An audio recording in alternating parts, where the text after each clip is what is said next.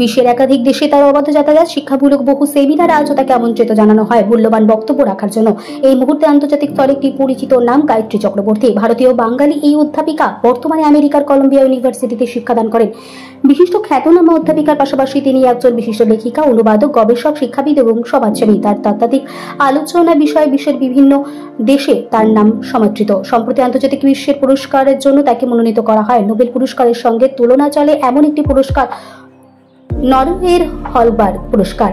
এমন সুখবর পেয়ে উচ্ছ্বাসিত বীরভূমের রাজনগর সহ এলাকার একাধিক মানুষ।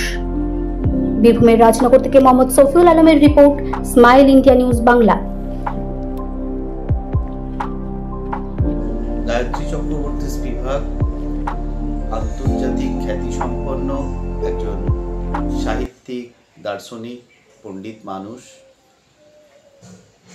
আমাদের সৌভাগ্য যে তিনি তার কর্মক্ষেত্রের খানিকটা অংশ হিসাবে আমাদের রাজনগর ব্লকের বেশ কিছুটা অংশ, তার সঙ্গে আমাদের গ্রাম শাহাবাদ এটাকে বেছে নিয়েছিলেন। মূলত একটি অন্তজ শ্রেণী ঢেকারো সম্প্রদায় নিয়ে তিনি কাজকর্ম করেছেন। যেহেতু তিনি এই এলাকায় কাজকর্ম করতে এসেছেন, সেই সূত্রেই আমার বাবার সাথে ওনার একটা আন্তরিক সম্পর্ক গড়ে ওঠে। উনি আমাদের বাড়িতেও আসতেন, সেই সূত্রেই আমরা তার স্নেহ পেয়েছি।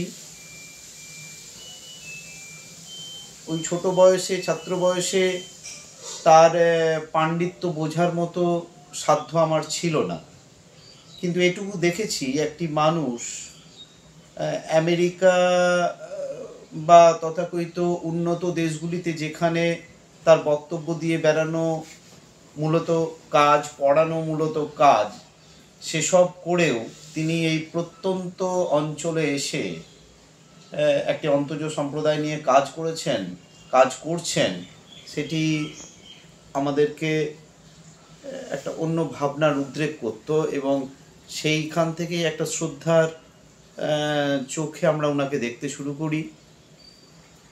শ্রদ্ধা জন্মাতো তার প্রতি। তারপরে ক্রমশ সময়ের সাথে সাথে আমাদের নিজেদের মানুষ হয়ে গেছেন, খুব কাছের মানুষ হয়ে গেছেন, খুবই আন্তরিক সম্পর্ক তৈরি হয়ে যায়। আজকে যখন এই সব স্বীকৃতি পাচ্ছেন, তখন অবশ্যই আমাদের খুবই ভালো লাগে। আমাদের কাছের একজন মানুষ এবং যাকে আমরা ঘরের মানুষ হিসাবে দেখেছি, তার এরকম স্বীকৃতি, তার কাজের এই স্বীকৃতি আমাদেরকে খুব আনন্দ দেয়। তিনি এই কাজের এই স্বীকৃতিগুলো আগামী দিনেও আরও মানুষকে অনুপ্রাণিত করবে এই ধরনের কাজ করার, ভালো কাজ করার, এই আশা ব্যক্ত করি। আমি সৌগত চৌধুরী, তাঁতিপাড়া নবকিশোর বিদ্যানিকেতনের শিক্ষক এবং শাহাবাদ গ্রামের বাসিন্দা।